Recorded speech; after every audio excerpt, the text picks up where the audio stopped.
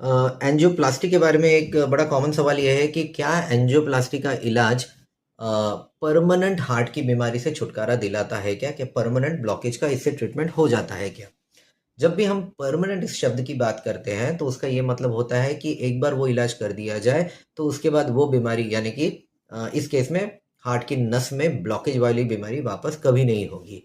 तो याद रखिए, एंजियोप्लास्टी बेसिकली ये करता है कि जो ब्लॉकेजेस ऑलरेडी बने हुए हैं और बहुत ज़्यादा ब्लॉकेजेस जिस जगह पर बने हैं उसको उस प्रोसीजर में खोला जाता है और कहीं उसमें वापस री-ब्लॉकेज ना हो जाए, वो जो खुली हुई नस है वापस कोलैप्स होके बंद ना हो जाए, इसलिए उसको अंदर से सपोर्ट देने के लिए हम स्टेंट नाम के एक जो मेशवर्क होती है, सिलिंड्रिकल मेशवर्क, उसका इस्तेमाल करते हैं। अब सवाल ये है कि क्या ये परमानेंट इलाज है और क्या ये करने के बाद कभी ब्लॉकेज नहीं होगा? तो ऐसा नहीं है। क्यों? क्योंकि ब्लॉकेज हार्ट की नस में बनने की जो टेंडेंसी होती है उसके बहुत सारे दूसरे कारण होते हैं। उन कारणों को कंट्रोल करना ज़रूरी है ताकि ब्लॉकेज ना हो। तो कौन से कारण होते हैं? तो सबसे कॉमन कारण तो ये होता है कि एंजियोप्लास्टी के बाद जो दवाइयाँ कही गई है, एडवाइस की गई है, उसको बराबर खाना। मोस्ट ऑफ द लोगों में जिनमें रिपीट ब्लॉकेज होता है, वो इन दवाइयों में कुछ कम ज़्यादा करते हैं, ठीक से लेते नहीं है, उस वजह से री-ब्लॉकेज हो जाता है। दूसरी बात, जो एसोसिएटेड उनको दूसरी बीमारियाँ हैं, जैसे कि diabetes, high blood pressure, cholesterol, इन सब को भी प्रॉपर्ली कंट्रोल में रखना ज़रूरी है, दवाइयों और बाकी का जो भी ट्रीटमेंट डॉक्टर देते हैं उसके माध्यम से, क्योंकि अगर वो कंट्रोल में नहीं है तो भी उसका एक एडवर्स इफेक्ट हार्ट की नसों में होकर ब्लॉकेजेस बन सकते हैं।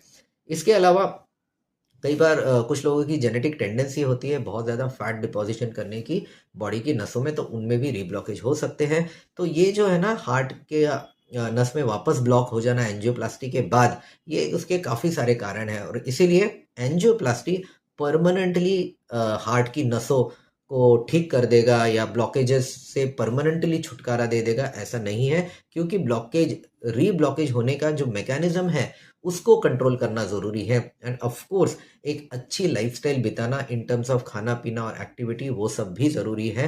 क्योंकि अगर ये चीज़ नहीं करेंगे तो आप चाहे कितना भी अच्छा एंजियोप्लास्टी का प्रोसीजर आपका हो जाए, चाहे कितना भी सुप्रीम क्वालिटी का स्टेंट आपकी नसों में डाला जाए, फिर भी उसमें री ब्लॉकेज हो सकता है। और इसीलिए एंजियोप्लास्टी करने के बाद वापस आपको प्रॉब्लम ना हो, इसमें काफ़ी ज़्यादा जो ये जो चीज़ है वो उस पेशेंट के हाथ में होती है, ना कि डॉक्टर या उस स्टेंट के।